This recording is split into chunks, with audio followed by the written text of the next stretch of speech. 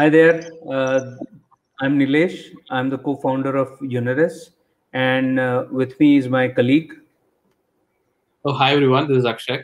I head the product management part of Uniris, and we are here to present the mainnet video. So, like we promised to the community, we were able to complete our work and deploy the Architect mainnet as promised. After deploying the mainnet, we also, with our the technical architect Sam and our founder Sebastian, we also did a video in French where we talked about certain aspects, mainnet, transaction chains, uh, aspects about smart contracts, governance of Architect. But the video was in French, and the community had requested that we should do one in English too. So essentially, this is kind of a remake or a commentary on that French video itself. What we are going to do in this, this whole video is that we'll walk you through these various aspects of Architect. Currently, the mainnet comprises of some of the nodes which were, shipped by us to our initial community members. We'll also talk about, how the node connects, what is, how do you execute a transaction, what is the few of the first things that are already available in this version of the blockchain. You can also go to our blog and you'll see that we have we have listed various versions of the Architect blockchain that you can expect in the future, where we'll also be doing token swap and doing a lot of predictive stuff in coming future. We also have a roadmap for our security modules. So yeah, we'll walk you through the mainnet.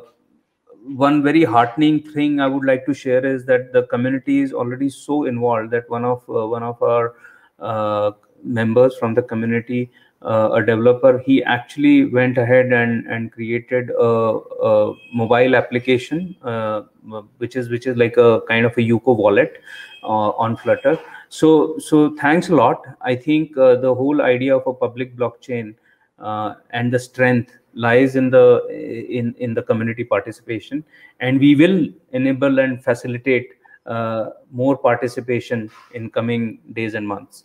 So very quickly, I mean, while Akshay will talk about how to create a transaction, he'll also jump over to a video of Seb and Sam showing how a transaction is created.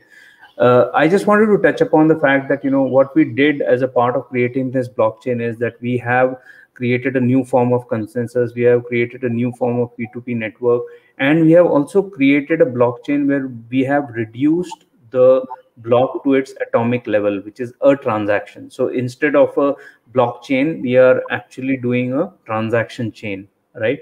The reason for doing all this is to achieve scale. Essentially what we have seen is that why blockchain is not becoming mainstream. One of the primary reasons is scale itself, right? If you do not have the required scale, it's a chicken and egg. No e-tailer or a retailer is ever going to have you as a payment or a token payment option if you do not have the scale, because the guy will lose the transaction if, because of slow speed of validation. So essentially the scale is required as it's like an entry barrier. Without that, you cannot be a viable option, and probably that is one of the reasons why this technology has not become mainstream.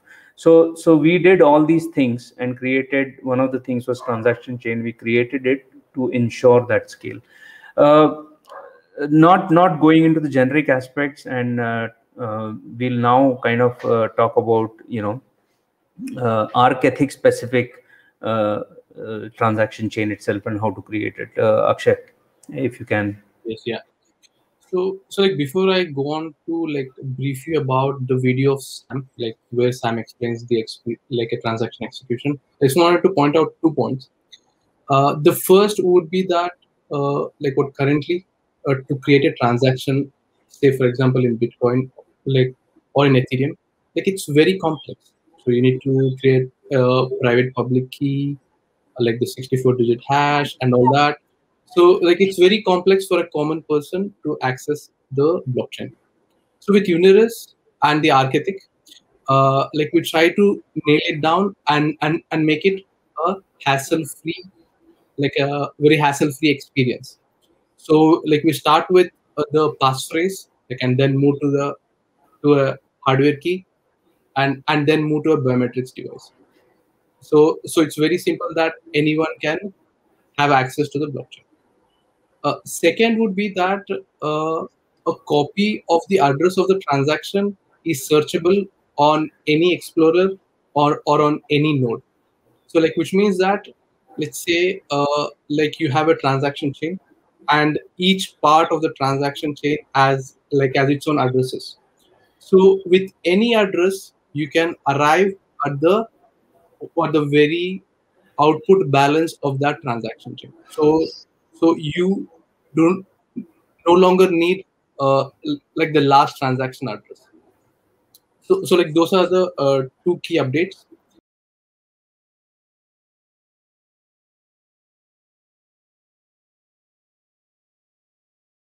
So like until now, we have explained to you about what a transaction chain is and how transactions are run on the Architect blockchain.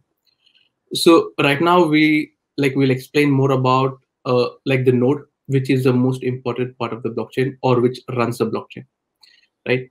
So like if you can see like on the architect.net, there is only one node like what connected to the architect. So like this has to do with basically the mechanism of the node activation, the node authorization, and the node waiting, and then the synchronization with the beacon chain. So like unlike other blockchains where if a node joins a network, it's automatically like what joins the network.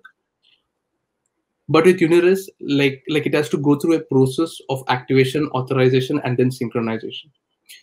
So like as of now, we have shipped almost 25 nodes, and soon we'll be planning to ship like 100 more. Well, like I'll tell you why we like what started to use this method.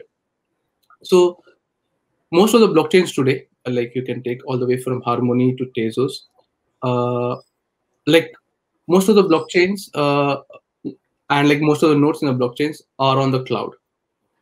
And like with Architect, this is being truly decentralized as we deploy the nodes, and the nodes are all across the globe. So like we have the nodes in Europe, Africa, like Asia. So the nodes are truly like decentralized. So good point. I think just adding to it, while we are saying they are truly decentralized and they are not on cloud, how are we ensuring that, right?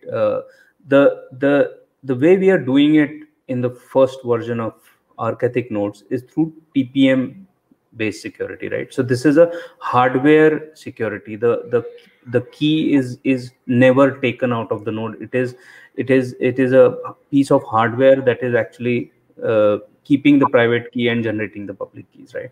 Now, if we had deployed the Architect node with a software key mechanism, probably you could easily spawn hundreds of nodes on the cloud, right? It was so easy. But with this kind of a security mechanism, even we cannot start a node on the cloud, right? So that's an interesting aspect. I cannot, because where will I get a hardware based key to authenticate my node? So that is how we are ensuring that the nodes are not cloud based nodes. You cannot suddenly spawn a huge number of nodes on cloud and simulate an attack. So it makes it much more secure. Now, what is I mean, briefly talking about TPM security, if we talk about it, it may kind of restrict what kind of nodes ever join it, right? So that is also has been at the back of the mind. We can't we can't have our community at mercy of just one kind of a security scheme. So we are going to, initial set of nodes, as Akshay mentioned, right, 25 odd nodes, and there will be 100 more. These are going as we are using machines which have TPM module in it, right? So it has TPM security. In parallel, we are working on other hardware key mechanisms, right? So we are looking at, there are many products in the market. I'll not get into the detail, but we are almost at the verge of kind of authorizing another key mechanism. So once you have this key mechanism, you can authorize your node to become a architect node, right? Rather than buying a hardware which has TPM module. So that is going to be our roadmap. So first was TPM, then we'll move to a hardware key solution, much cheaper. Many more nodes can come up, and still will ensure that these are not virtual on cloud kind of nodes, right?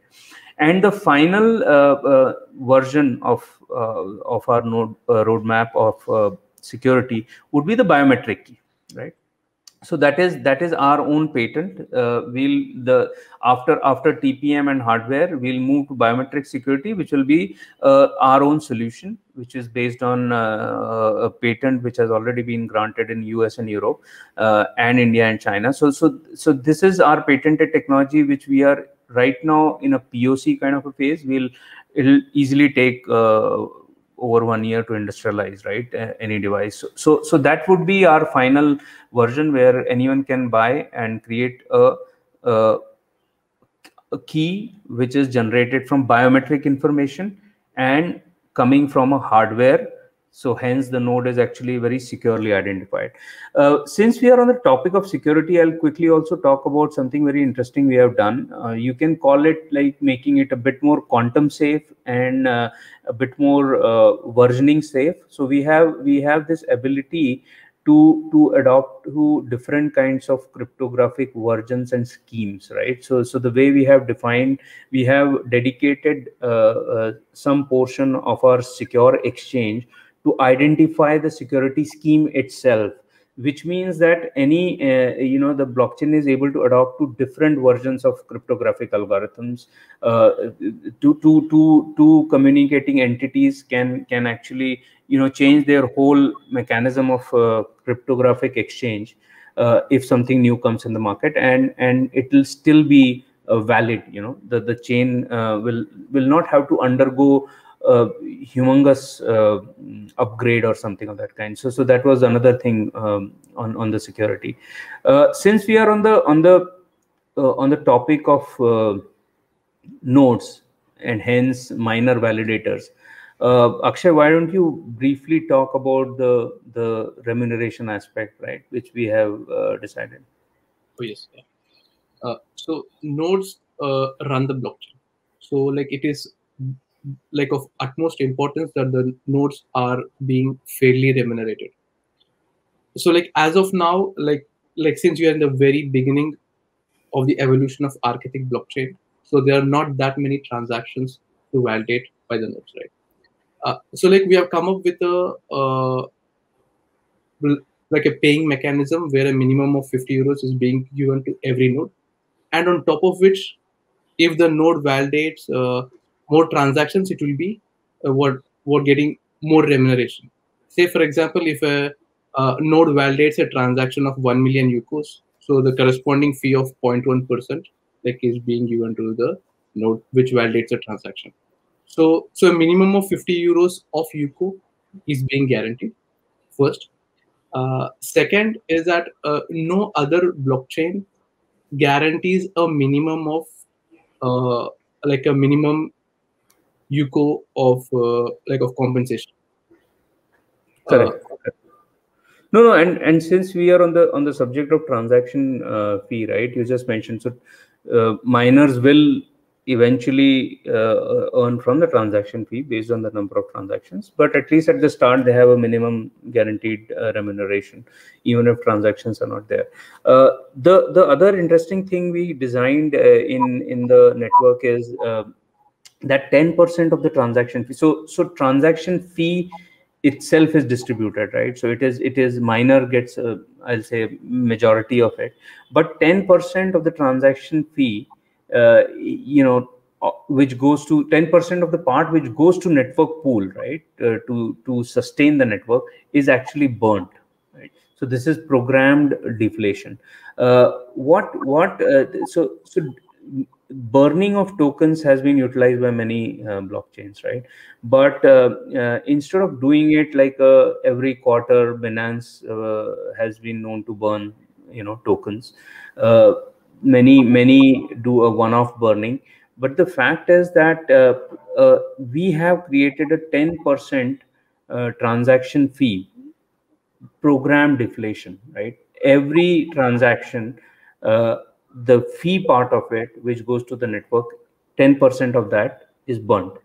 This creates a lot of value because essentially, firstly, the whole UCO pool is fixed pool, right? So there are going to be ever only 10 billion UCOs in circulation. Now, if you look at the deflation aspect, what it is doing is that over a period of time, 10 billion, the number of UCOs in circulation itself will keep going down, which inherently makes the remaining UCOs more valuable. So doing it in a programmed manner ensures there are no sudden price fluctuations, because it defeats the whole purpose. But a programmed slow deflation creates a long-term investor value rather than one-off speculation trading happening, right? So yeah, that was a bit on the transaction fee aspect.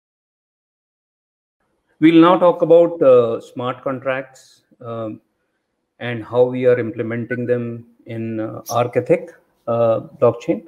So smart contracts essentially are a way of deploying code which follows rules that are applicable for your application, right? So blockchain is the underlying infrastructure, and on top of it, smart contracts are enforcing the rules that are meant for your specific decentralized application, right? So think of it like a application itself, right? So if I had to deploy an application on top of a blockchain, then I'll deploy it by virtue of smart contracts. We can also think of it like a middleware, because then there will be a front end to it, and rules are enforced in a middleware in a very centralized application sense, so that is what smart contracts are. Now in Arc-Ethic, what we have done is, before I jump into one of the examples of Arc-Ethic smart contract, what we have tried to do is that we are trying to create a very simplified language, interpreted language, a language which has a very what you call ring fence code base, so that users do not make certain mistakes that can lead to different kind of issues, things like DAO attack, vulnerabilities. These are the things that we wanted to prevent. So we have created a smart contracting framework that limits what users can or cannot do, right? That's one thing. At the same time, giving the full capability of creating any kind of application. So that was a tough ask. The second thing we are doing is, it is on the roadmap. It is not available right now. What we are trying to do is, we are trying to utilize interfaces like Blockly or Scratch, whereby anyone can create smart contract without any knowledge of coding at all. We'll also, so this is not going to be exactly Blockly or Scratch, but it is inspired from Blockly and Scratch, and we'll also be using BPM principles, the business process modeling language. So with this, what you'll get is an interface in coming versions, future versions of Arc-Ethic. You will get an interface whereby you can drag and drop and create code, right? Create code which has the ability to do complex applications, right? So that is going to be the end goal. For now, it is a interpreted language that we have created. and it is a very, very simplified code base that one needs to create a smart contract. One of the examples of smart contracts is the Oracle chain. So I'll just share my screen and show you one of such examples. So this is the arcethic.net website. This is a public blockchain website.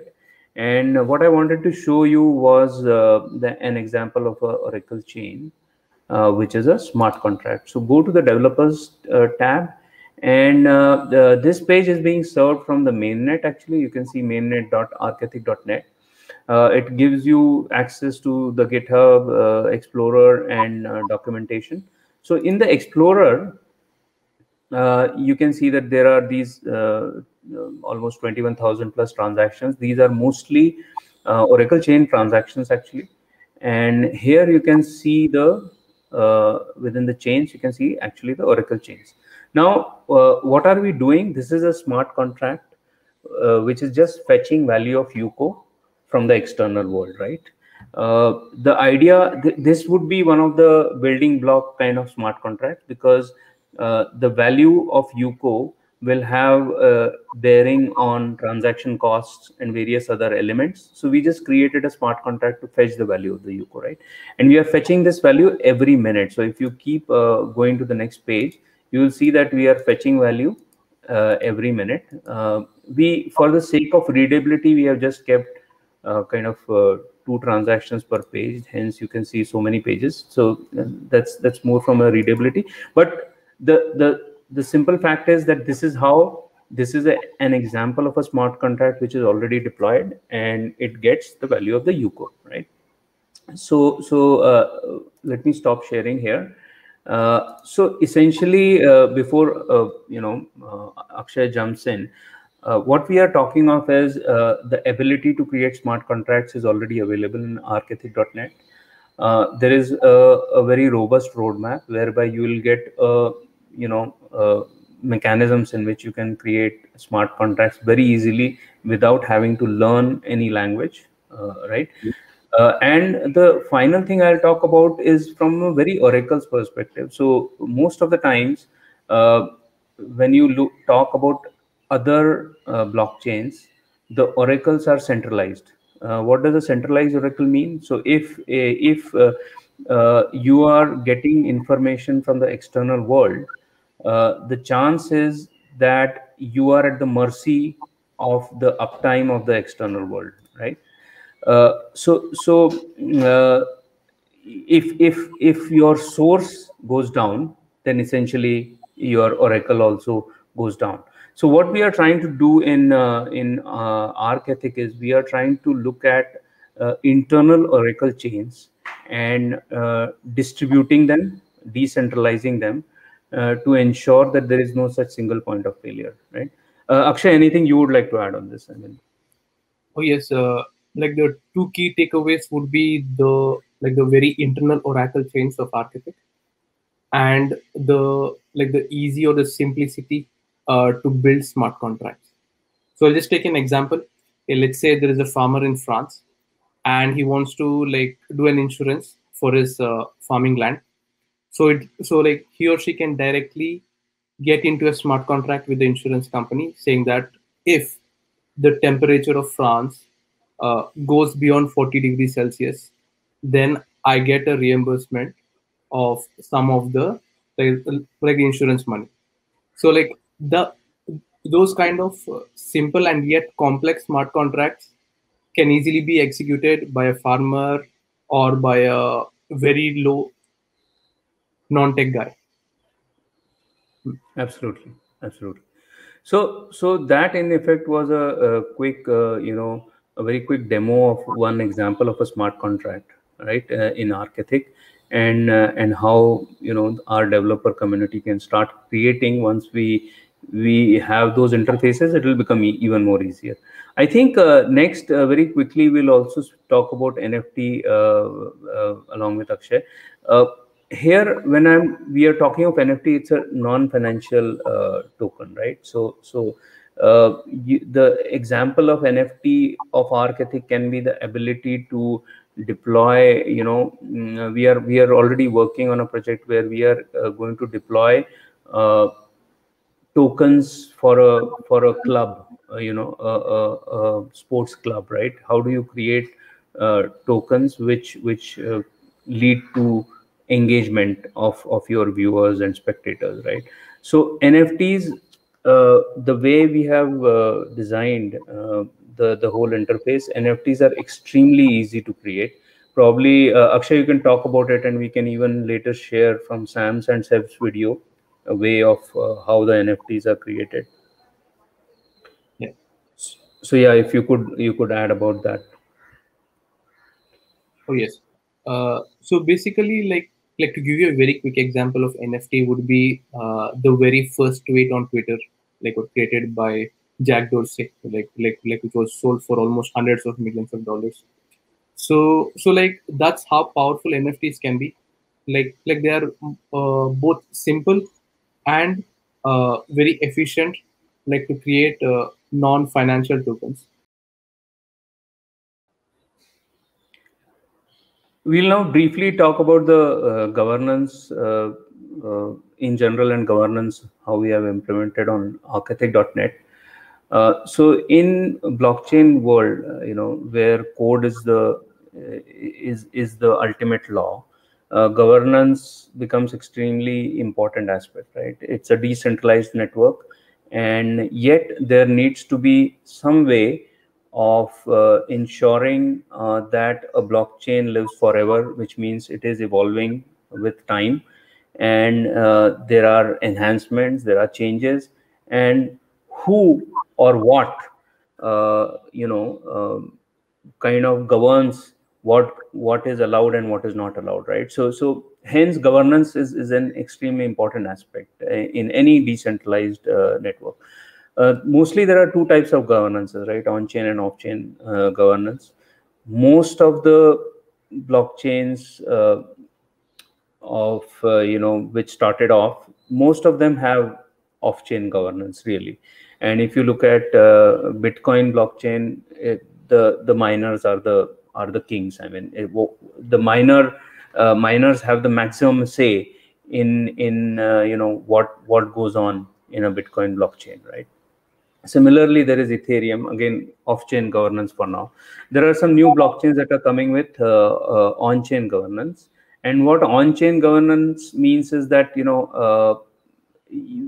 everything is recorded and is happening on the native blockchain for which you are handling the governance, right? So that's very important. So everything is actually on the decentralized network. There is no information of governance outside the chain itself, right? So that's a very important aspect. We have tried to build our own unique form of on-chain governance. So probably Akshay, maybe you can talk a little bit about Architect or on-chain governance. Oh yes, yeah. So like in terms of on-chain governance, like the on-chain governance is very unique, like in terms of calculating the validity of a code. So like let me explain. So in case of off-chain governance, so only the developers will check the code, see if it is more efficient than the previous one, and then validate it and then push it on the blockchain. But with on-chain governance is that not only the technical or the developmental team will be there, so like but also the ethical team, like the ethical team which calculates really what is the financial or what is the technical part of it. Plus there is also the foundation which which also helps in calculating or voting in this case.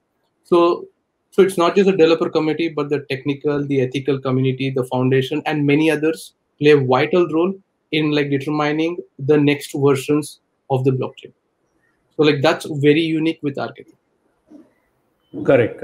So essentially, each community, like you mentioned, Akshay, each community is well represented, and unlike for better or for worse, the Bitcoin blockchain is dominated by the miners, right?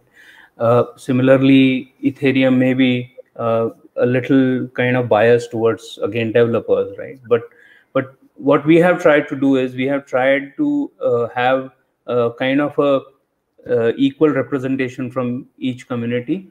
And one of the things that really helped us do that is also the strong identity chain part that we have, right? So essentially you can almost ensure one vote per identity, right? Because identity itself forms a very core concept in Arc-Ethic blockchain, and hence it makes it a bit more easier for us to implement this kind of governance, which may not be so in other blockchains.